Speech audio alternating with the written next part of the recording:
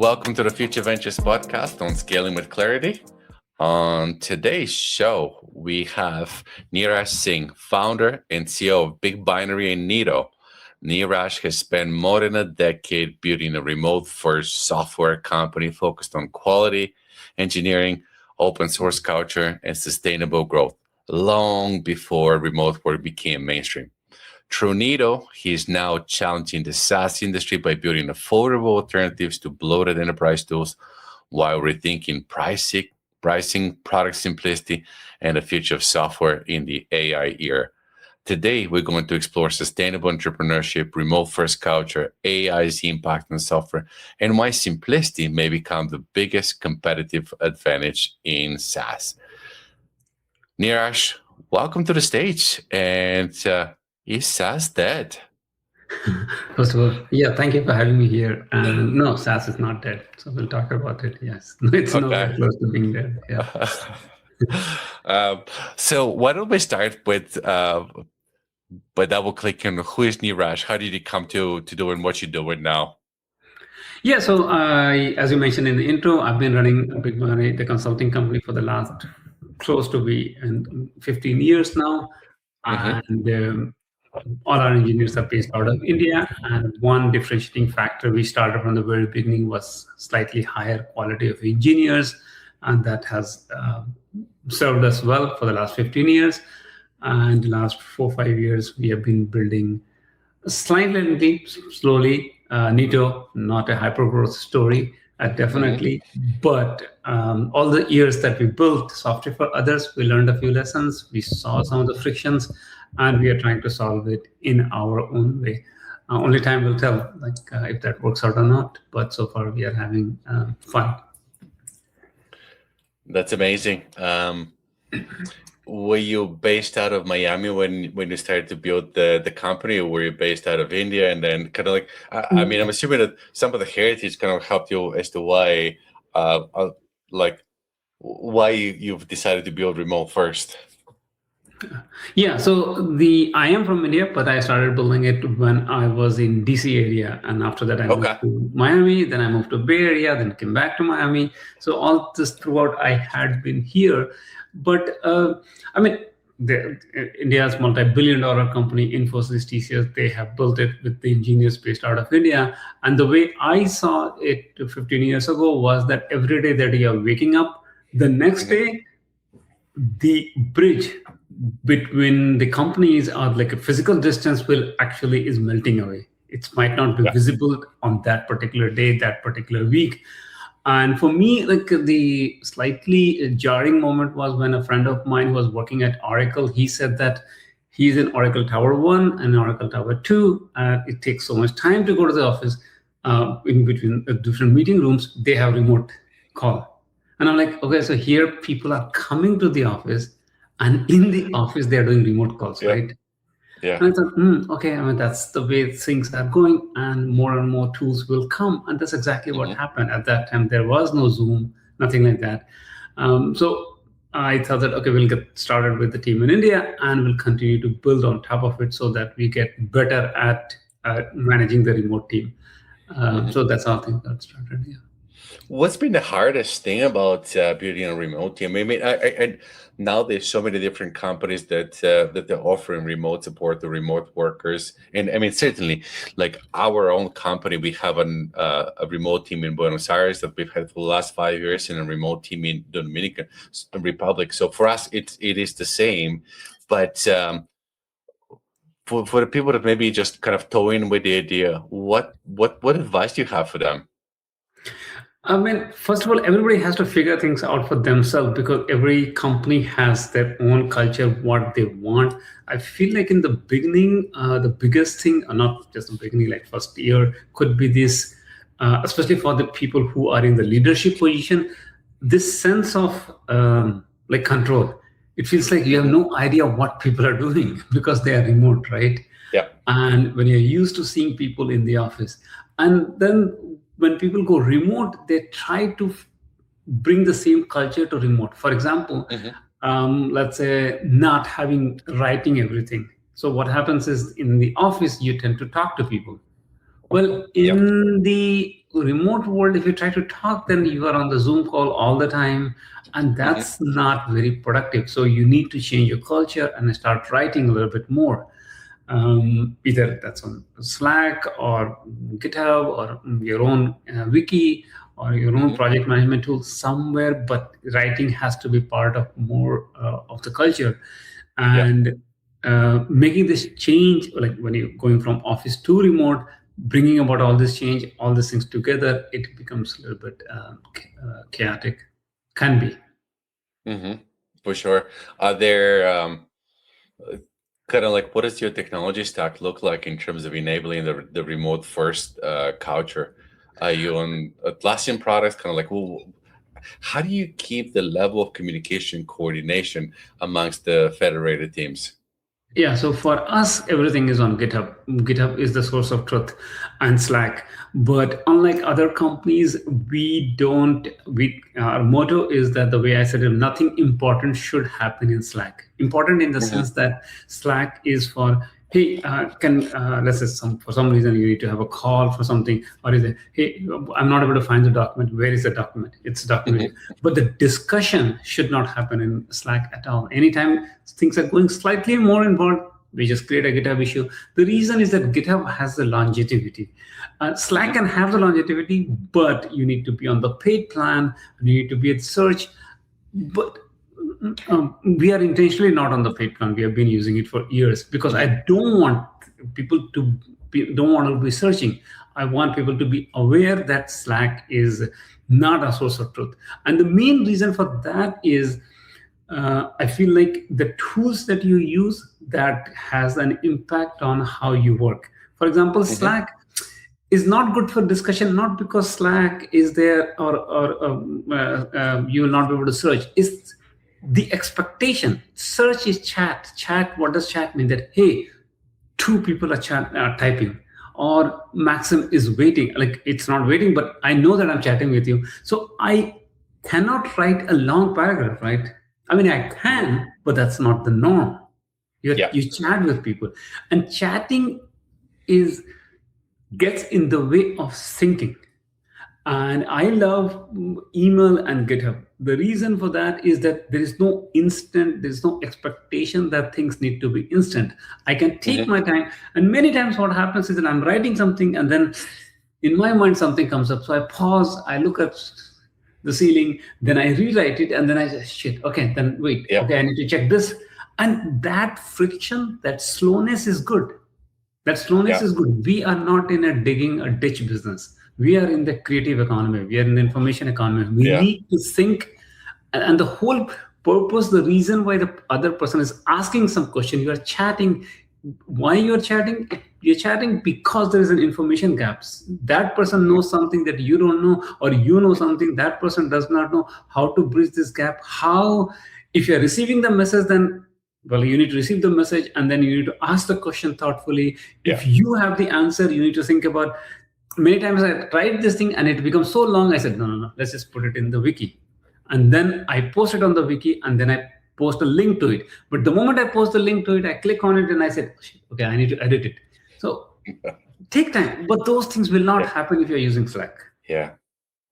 I mean, I couldn't agree more. I think that critical thinking is hugely undervalued task, and at the moment, like we're outsourcing thinking to LLMs, and so I mean, for a reason, there's the saying, slow down to speed up. By slowing down your thought process, you end up coming up with a much more creative or a much more thoughtful response. So I couldn't agree more with everything you're saying. It's super important for people to slow down. Correct. And if you use the right tool, then that tool forces you to slow down. Like if you're not going to write one-liner GitHub. I mean, you can, but typically you use it you take the space to express yourself. Over there in Slack, the same thing, you will split it across 5 lines because you're chatting and there is expectation that there should be some message. So yes, that's why we use Slack only to point to other things, but not necessarily to discuss. Makes sense. Neeraj, you've talked about borrowing heavily from the ethos of open source community. What specific principle from open source have shaped the culture and operations of BigBinary as well as Neeto? I will say a lot. So the history is that before I started BigBinary, I was working somewhere in DC and waiting for my green card to come. And at that time, at night time, I had some mental firepower available, so I started contributing to Ruby on Rails. And I would be getting a lot more energy out of those contributions, would be learning from people. And I would see that, my goodness, smart people are getting together. They're discussing everything over mailing list. At that time, there was no GitHub. I'm talking about pre-GitHub era. And we will be sending patches and receiving patches and things like that. And still the work was happening while at my daytime job in the office, we have so many meetings. Then we'll have a lunch together, half the team, because they will go for lunch in the cafeteria. There you will talk about the projects and things like that. Then there is a coffee break. Still, no, you're talking and the meetings and the work is not happening and things are not moving fast enough. So I really like this style of open source where you're discussing things and moving fast and making concrete decisions and things like that. And there's no assigned leader as such. Whoever shows the most interest, whoever pushes more for a particular feature, okay, you take the ball and you run with it. So and also the important thing is that there are no meetings, right? There are only mailing list. You can post a message. So from there, I got the culture of writing. And when it came to BigBinary, we pretty much instituted the same thing.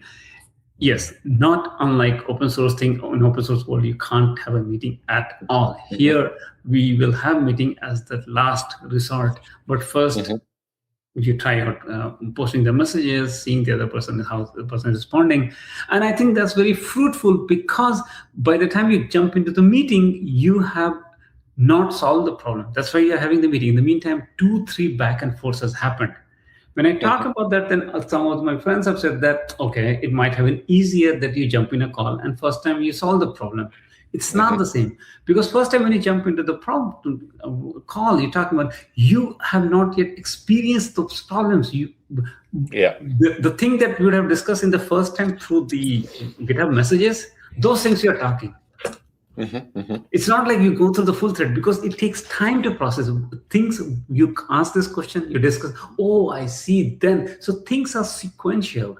So by the time you get on a call, there is more context available for you to discuss and able to bring. So anyway, so unlike open source world, we will have the call, but call as the last resort. A strong writing culture, making GitHub pull requests and things like that. So you can see even today, 15 years later, GitHub is our source of truth, all because of this open source culture. Yeah. If we're just to veer off a little bit off course, but continue down the open source path, do you have a predictions as to what LLM models are going to be successful, open source or closed? It's very hard to predict at this time what will happen. But one thing is very sure, that the value of open source software has, rather than unfortunately, I feel like getting enhanced, it has become diminished, because if LLM can write the code for me, I don't need to include the whole of the open source thing. Another thing about the open source is that, well, they are battle tested and all the things is great, but maybe you need just a piece of that. So what happens, but you end up bringing the whole thing, right? Because that thing is not really small that you will hand type it, but you will opt for a particular library, and then you will use certain parts of the library, but still you're bringing in the whole library into the system. In the case of LLM, well, they're just writing the code for you directly. So certain parts of open source, you don't need to bring it. That means they will be less used. So they are definitely feels like they're going forward open source. I mean, there are a lot of open source tools like FFmpeg and VS Code and all those things, and tons of React, etc. They'll continue to be popular and do well. But yeah, LLMs for smaller and minor things, that for smaller utility libraries, I feel like LLM will just inline you in your code base, and you don't need those libraries. Neeraj, like you early in the conversation, you pointed out in terms of hack, in terms of how do you speed up things by having the chat, having the communication surface, the issue surface, the context. So when you're in a meeting, you actually dealing and resolving the issues. But I've also through some of the research that they've done, I found one thing fascinating: your willingness to keep engineers on the bench rather than maximizing utilization. Like I came from the Big Four. I spent 13 years between Ernst & Young and Deloitte, and it was like a badge of honor. Like, how many hours are you going to put? Like 60, 70, 80, 90 hours. I've had a week with 100 hours. Why is that strategically important to you? Like, is it like the soak time, the think time for people to have the ability to think? Kind of like, walk me through your thinking. Yeah, so once again, the important thing for me is that you're in the creative world. So you're in a creative world, your mind needs to be sharp. And how many hours can you sustain in a day? Maybe for a day, maybe for a week, maybe 2 weeks, but beyond that, you cannot. I mean, as I keep saying, that you're not digging a ditch. If you're doing some kind of march, or you're in a military march, you can do that for a couple of months. But here, more than 2 weeks, it will be extremely difficult. So yeah, I'm aware of all these companies on Wall Street and Big Four pushing people for longer hours. And not necessarily, I feel like that's a very healthy thing to do. People tend to make it. And another thing is a narrative. Like when people are saying that they're working 14, 16 hours, some people for some time they're doing it, and I do it. But if it goes beyond 1 week now, you're living your life also in this 14 to 16 hours, which is necessary, but it's just that you're in the office or you're in the work mode for a longer period of time. So it seems like that you're working 16 hours. It's very hard to work those many hours. And in the end, what is the ultimate goal? You're trying to put out something which is, are you going to make another clone thing, like which has already been repeated number of times, or are you trying to build something which is truly creative and you're proud of it and you're thinking it through and you can be answerable to questions that I've thought through this angle, that angle. So for that, you need to have not only work sustainable pace, but also you need some bench time too. So that, I'm running a consulting company. Consultants need to try out new things so that we can advise our clients that, hey, we tried this thing that did not work. We tried this thing that did not work. And we need to do that on our own dime. Because if we do it on the client, then, well, it's like we are learning. That's not a good thing. Absolutely it makes sense. I'm curious, and I think this is very much underpinning your focus on quality engineering. Like you need to have this time. It's kind of like to use an analogy, when you're writing a letter or when you're writing a paper, the first draft is a pretty bad draft, and then as you go through the editing process, it becomes better and better and better. And so it's the same thing. If you're constantly just chugging away, like, you're not going to produce the highest quality product you can. But I'm curious, given you focus on quality, given you focus on creativity, kind of like when you're thinking about building products, how do you think about the user experience, the user interface? How do you ingest creativity? Like obviously you can pull libraries with like high fidelity designs, but you're repeating kind of like what's done. Like, how do you think about coloring outside of the lines, or thinking outside of the box? I am not the best person to answer the question because I don't think out of the box too much. Here's what I am trying to do when we are building the Neeto product. We go through further.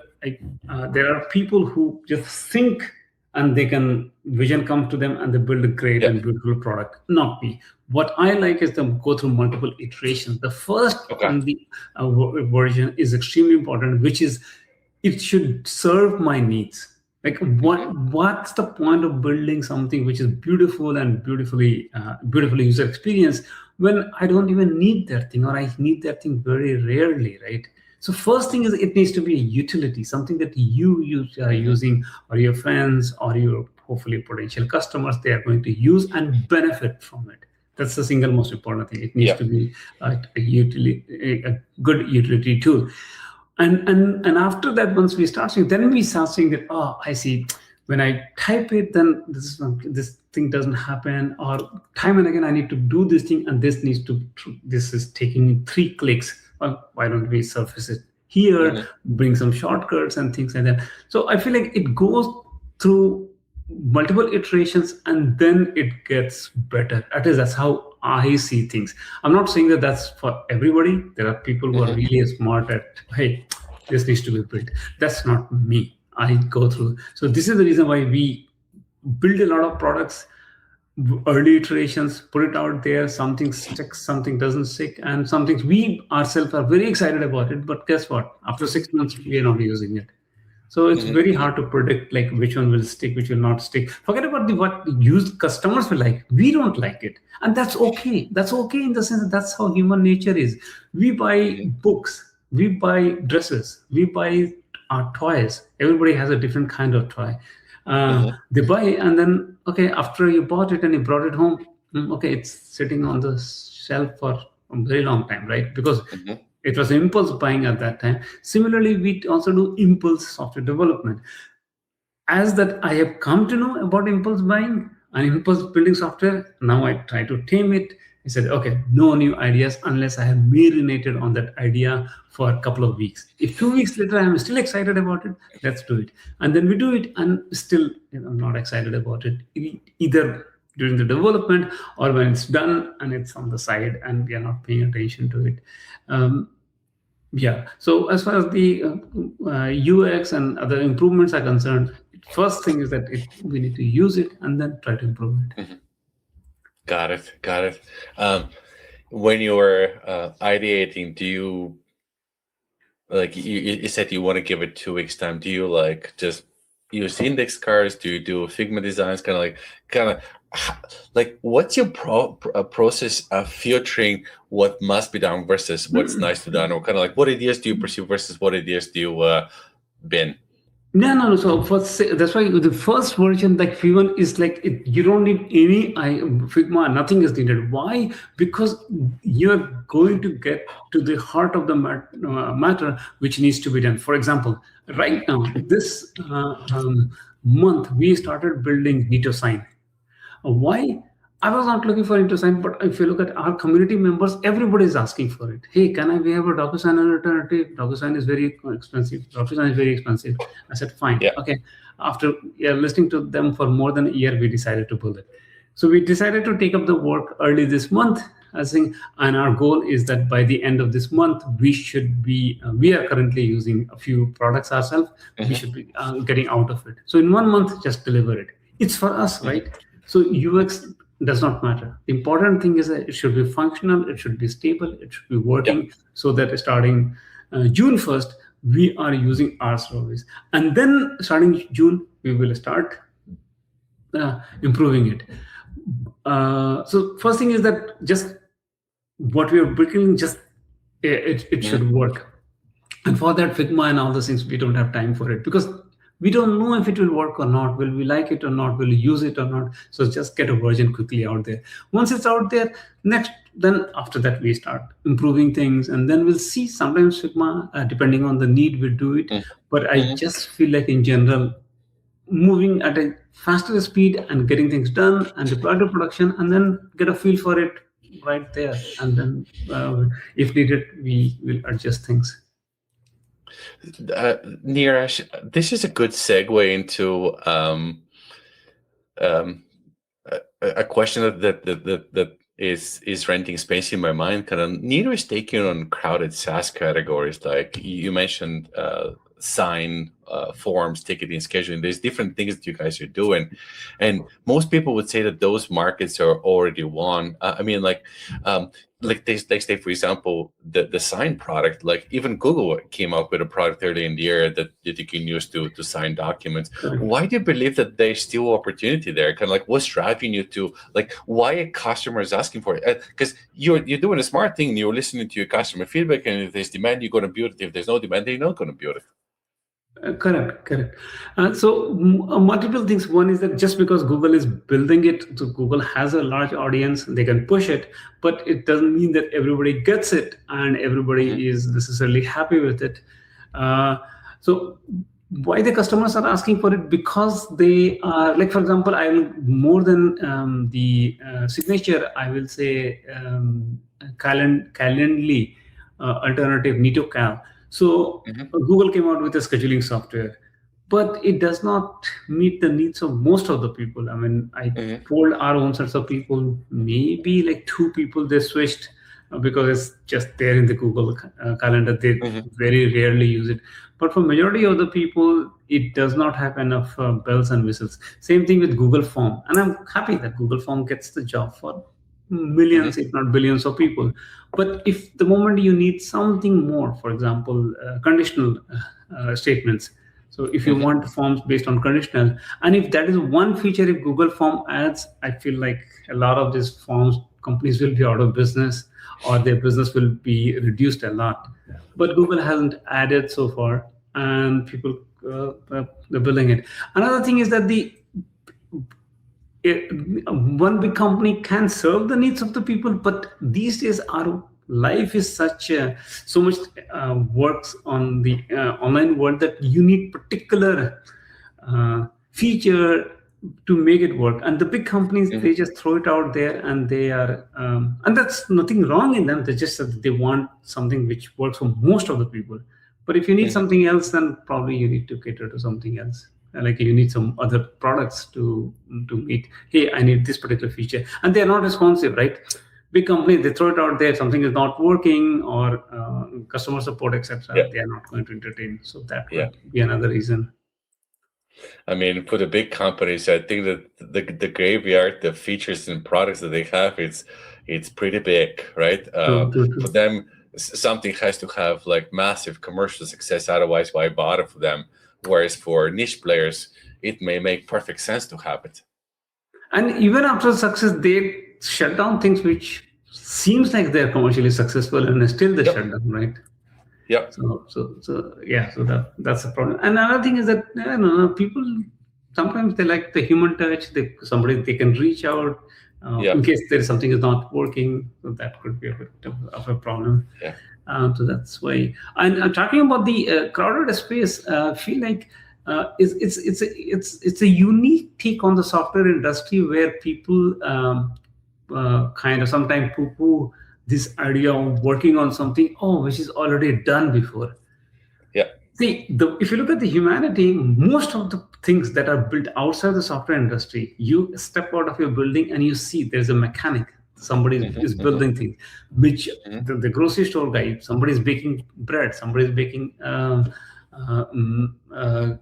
cake and things. Majority of the things are not truly innovative. And how many people are there who are truly innovative in the world, who can do this kind of thing? It's great to listen to the speech of that making your dent in the universe. The reality is that majority of the people will not be able to make the dent. In fact, what I encourage our people or to people come in contact is that first thing is that you need to get to is financial freedom, meaning that you get to work on the things you want to work. And that's a very, very, very successful life. 8 billion plus people are there on this world. Half of the billion, 4 billion people live on $2 a day. You have already made very good life for yourself. After that, you can start thinking of making a dent in case you want to think. Otherwise, just being a good society member, good citizen of the world is good enough. I mean, maybe I'm not that ambitious as Silicon Valley people, where I have to make my dent. And another thing about the innovation, if you take a look at it, the person who innovates and the person who are making incremental improvement. The people who make incremental improvement, they don't get all the glory. So for my example would be car. Let's say the car. So Henry Ford made the car, and he gets all the glory. But after that, say Honda and Toyota, they came and they get some recognition for pushing, but not as much as the guy who actually started the thing. But Honda and look at all over the world, a lot of car manufacturing companies are there, and Honda did. I'm sure they did some or a lot of things innovative, but mostly they're known for incremental improvement. But over the period of 20 years, look at Honda and Toyota cars; they have become so reliable. Do we want to drive the car which was by Ford 20 years ago and not so reliable? No. So what's wrong with, like, for example, let's say iPhone was truly innovative product created by Apple, but Samsung did pretty well, and they are also printing billions of dollars after seeing iPhone, and they kind of cloned as fast as possible and as accurately as possible, right? And in some cases innovated on top of it, and Apple had to do the catch up. So yes, it's nothing wrong in being in the crowded market and doing incremental improvement. I mean, you will have your shot in the world, and you will be able to shine, and that's good enough. And I'm not smart enough to figure out that, this is a truly innovative thing. I'm not that kind of guy, and I'm okay with it. It's fine. I will see in the crowded market, and will try to make a small, maybe start. First goal is that 1% of the market share, then we'll go from there to 5% and 10%. Another problem I see is that if you truly find something innovative, guess what? You have to go all in. And you got to prove it out. You got to be the first guy. Yeah. Exactly. You take VC money, you have to do nothing wrong with VC money. Yeah. But now you need to go all in, meaning that your personal life, you will have to sacrifice. There's no doubt about it. And so that's why it also depends on the temperament of the founder. Do you want to go in all in, etc.? I don't want to go in all in. All in means it's too risky. What if that? And a lot of people go all in, they work hard for 4 or 5 years, and it doesn't work out. Now what? So good for the people who want to do those kind of things. World definitely needs those people, and I appreciate, because I benefit from all the work and the risk they take, but I'm not going to be one of them. No, it makes sense. I mean, everything you're saying absolutely makes sense. You and I think very much alike. I'm a Lean Six Sigma practitioner, because I spent the last 25 years advising companies and founders. And you're giving the examples around the Japanese, that Toyota invented the Toyota quality system, right? In Lean Six Sigma, the word that's used for waste, it's called mura. It's a Japanese word. But if you make incremental improvements day after day after day, those stack up significantly. And disruptive innovation, really, it doesn't happen all that often. And you need to have range of experiences and stitch them together in order to come up with something that's truly disruptive, new markets, new ideas, you're creating new industries. But that's more rare than not. And you gave an example around the iPhone. Yes, in some ways this was really innovative, but a lot of the components already pre-existed. So I guess the innovative part was them assembling them. Of course, there were new components, but Apple is not known for being the pioneer. Apple is known for being a fast follower. Correct. Yeah. So 100% agree. Yeah. And there is a room for innovation at your own level in every single way. Apple, as you rightly said, is good at assembling things. They picked up, Steve Jobs learned so many things from the Bell Labs and other things. But guess what? He's able to, AirPod. There have been AirPods before them, and they came, but still they were able to put their mark. It's a quality product they built with good UX. So that's their mark. That's their innovation. And so it doesn't actually has to be, everything doesn't have to be 0 to 1. I completely agree with you. I heard the statistics. I wish they remember the numbers, but if the AirPod business was a standalone business, it will be in the Fortune 500. It's that big, just off one product. So, oh my God, that's unbelievable. But that's the power of building something which is connecting with the user very well and thinking it through, and taking your time and building. So they are not the first in the market. but still they are able to, as you said, if it's an independent business, it will be Fortune 500. So doing things right. So yeah, that is in the DNA of Apple. So that's good. So walk me through your vision around the different things that you're building. I mean, you're building Calendly competitor, you're building DocuSign competitor. They're not massive products, but they're niche products. Like, how do you see the software market evolving? Like, I mean, we opened up the conversation with software is eating the world. That was kind of like the A16Z guys back in 2000 and early 2000s to now like SaaS is dead, the SaaS apocalypse. Kind of like, what is your vision in terms of kind of like where the software industry is going? Yeah, so I feel like software industry is definitely up for some changes and bright sort of changes, because one of the things that I realized is that software is a very powerful thing because of the low margin cost, but the cost over the period of time, last 15 years, if you look at it, it has not gone down. It's mostly going up. And we can look at the data of publicly traded companies like Freshworks, Asana, etc. Look at them, like how much money they are spending on sales and marketing, more than 50% of their revenue. So they take the revenue from their customers, and more than 50% of that money they turn back and give it to Google. So that when I say Google, it means Google, Insta, and other things for all this kind of ads. And then so these ads, etc., and the cost of acquiring the customer just adds up to the cost. And for that, well, where will the money come from? They start charging more and more. So because of that, the SaaS pricing has gone a little bit out of whack. I mean, it's extremely, it's very, very high. And that is continuing even today. AI has proven its value in the IT space. In spite of that, are we seeing the price reduction? No, we are not seeing that. Hey, we have added AI thing, so we are jacking up the price. Really, I think the thought that your developers were more productive, so ideally the price should come up. In fact, that's how we launched NeetoCal on Product Hunt. When we launched, we had the write-up, typical write-up, etc. here and there. But till the last time, I was not feeling like it. Like, who will read this kind of crap? So at the last moment, I just ripped up all the things, just sat down and I wrote that C and I listed it. Nobody listed. I listed that there are 30 scheduling link software because I had a list of the competitors, right? Yeah. So I said that these are the list of 31. Then why am I building 31st player?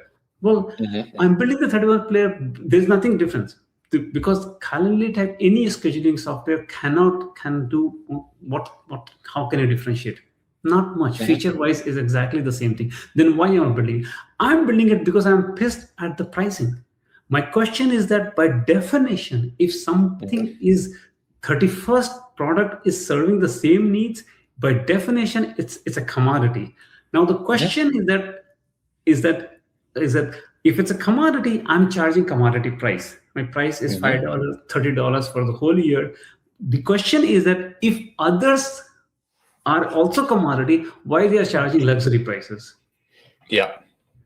So I wrote that thing and that resonated with people, and that's how it made it to Product Hunt, and also we were in the top 2, 3, and also it made it to Hacker News for a while because I believe what people liked over there was that I told the truth. That hey, this is a commodity market. Why they are charging the luxury prices? And we don't really know. Is it like the forces of economics do not apply over here? I don't think so. It's just that I feel like a lot of bad advice from the people, from the new founders who keep getting from the Silicon Valley people and other gurus that, keep charging more. Dude, new software always has bugs. And you are competing with, say, DocuSign or Calendly, and you're charging the same price or maybe $2 less. Why would I use it? It just doesn't make sense to me. Yeah. You need to prove yourself in the market somehow, and then maybe you can reduce the price or increase the price. Yeah. We have taken the stand from the very beginning that I'm not very good at marketing and I'm not going to do marketing. So rather than having any marketing person or doing any kind of thing, etc., what we do is build more software.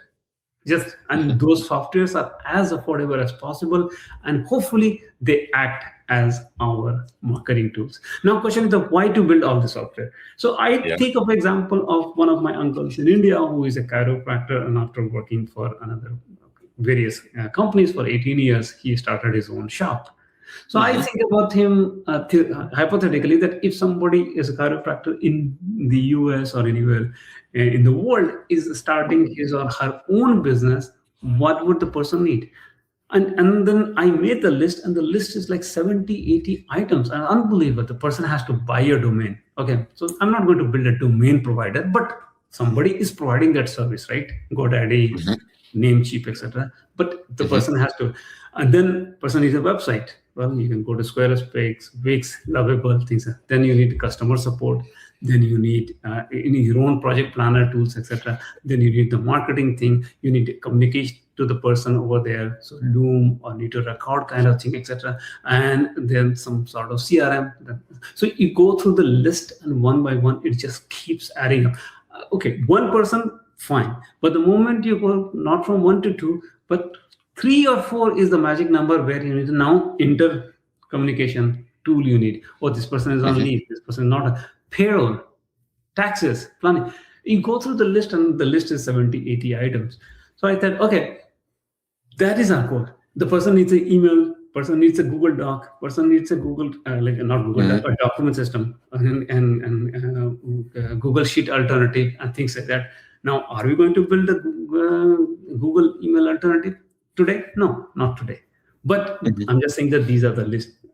And somebody is selling digital download software, etc. So they need a bunch of other things, etc. So these are so our goal here is in fact, my team members have stopped me, but otherwise the tagline on Neeto was going to be just enough software or adequate software. Like, I want to build just enough that, okay, this thing gets the job done, move on to other product. Because what I want to cater is that a small business who is running his or her own shop, they have tons of things to do, which is catering to their own customer, taking the well-being of the customer. And all these digital things, they need to be on the side. But now they need to have an Intercom account, and then Intercom will say your payment failed. Then you have a Zendesk, or then you have a Notion. They're not talking to each other, or they will say, oh yeah, I know software, I'm a software engineer. Integrated. Dude, I know how integration breaks. Oh, which one you have misconfigured? Then the employee has left, but then you are still being charged. 3 months later, you'll realize it.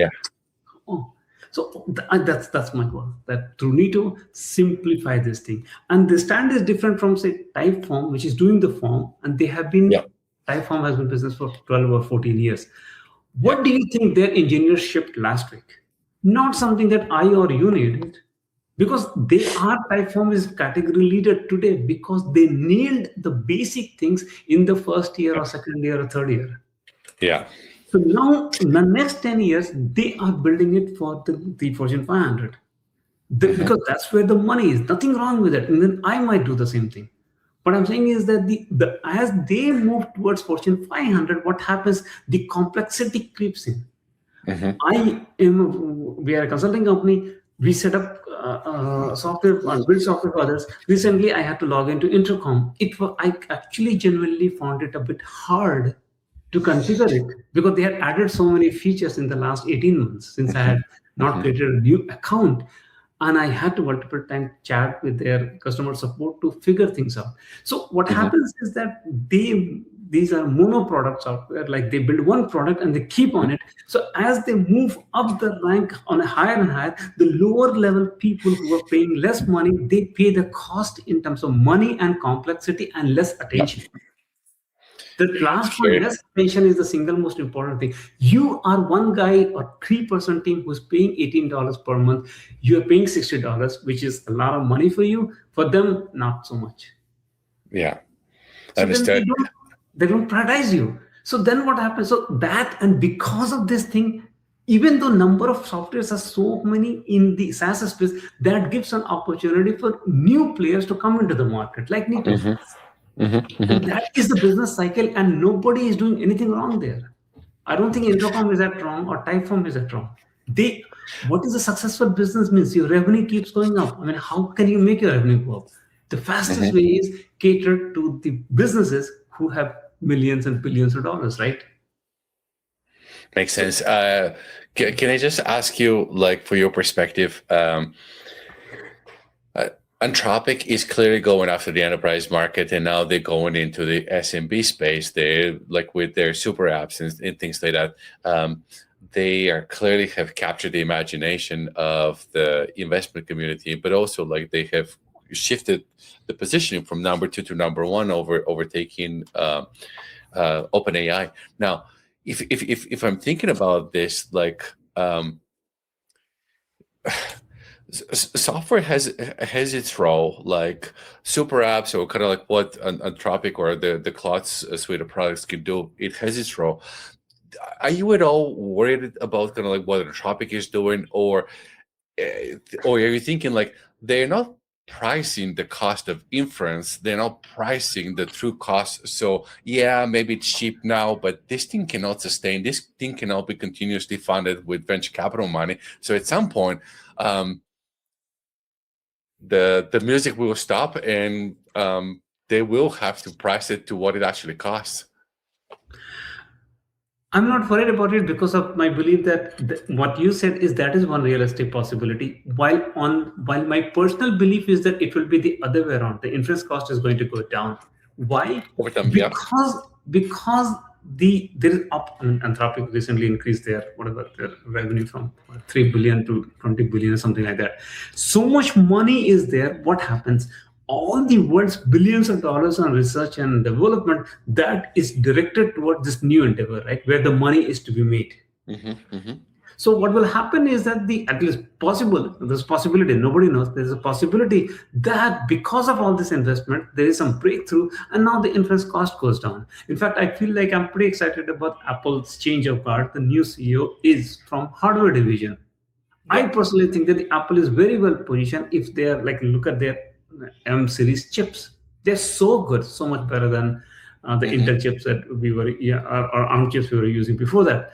Similarly, if Apple is able to come up with better sets of hardware, better software, and all the chips, etc., well, the laptops will be able to do, and then Anthropic will not be able to answer the question. But obviously, it all depends on what will happen. We don't know about the future.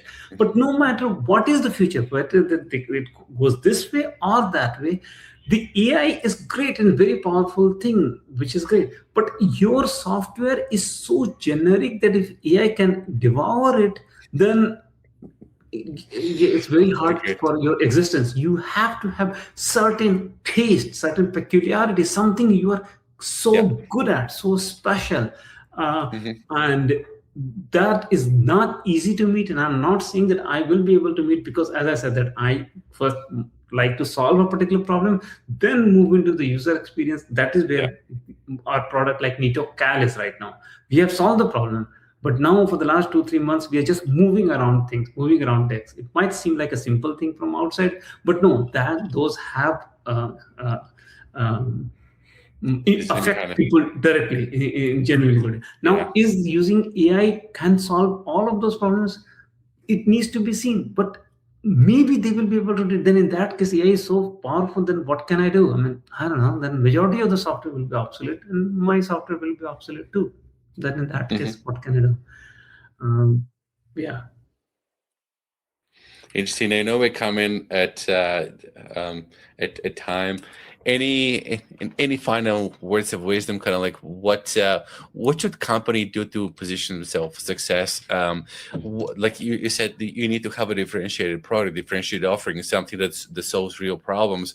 Like, from your perspective, what are kind of the moats that are left to companies to explore? Because AI can replicate things.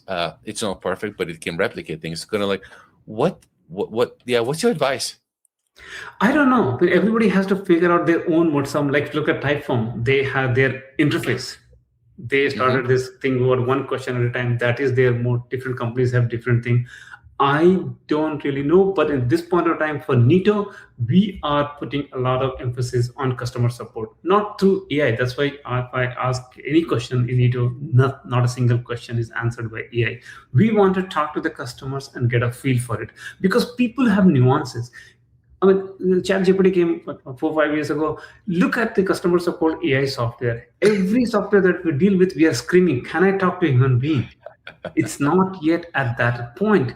So I'm trying to talk to the customer, solve the problem in such a way to win their trust, so that tomorrow if the AI comes and does solve the problem, then well, they will stick with us. And secondly, unlike other companies, why they are saying the SaaS is dead? Because SaaS companies have been charging so much that it's easier to wipe code.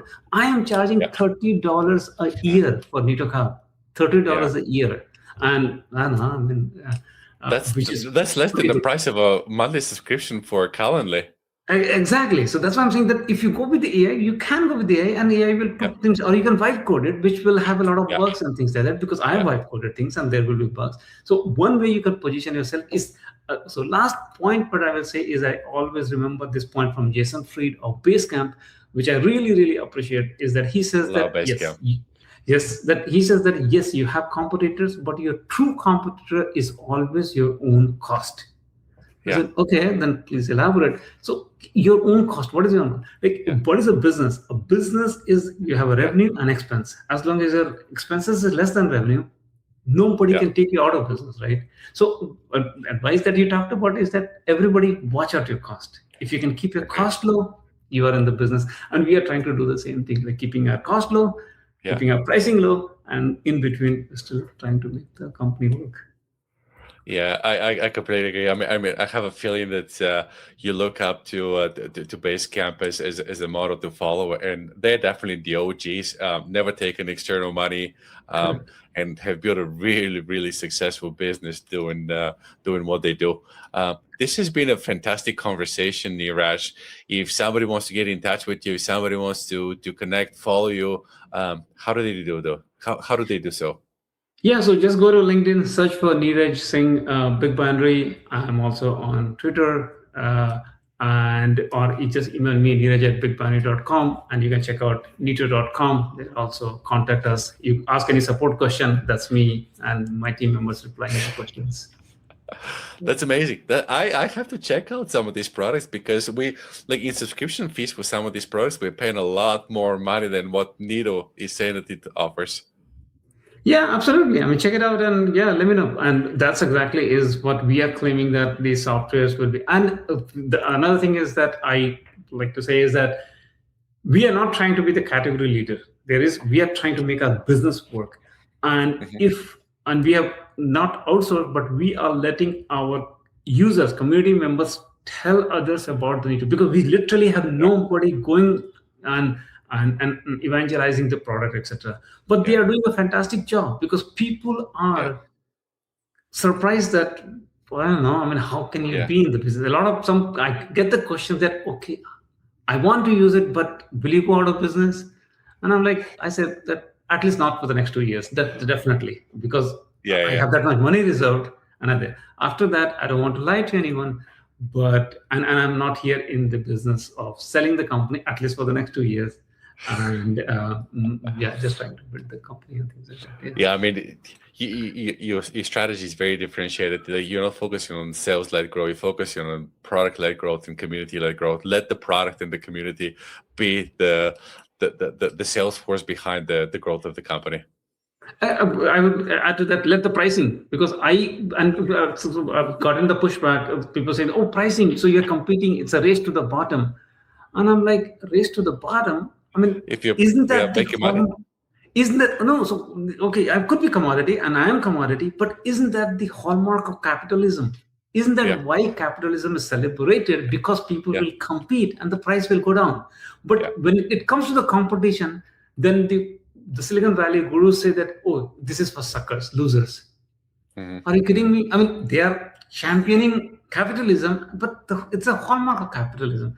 And the second thing I will say is that look at Walmart. I mean, they have the tagline is always low prices. It's like their tagline is always low prices, but and Walmart is doing fine. more than fine. Exactly. Yeah. So I think Fit. it's fine. Yeah. So Fantastic.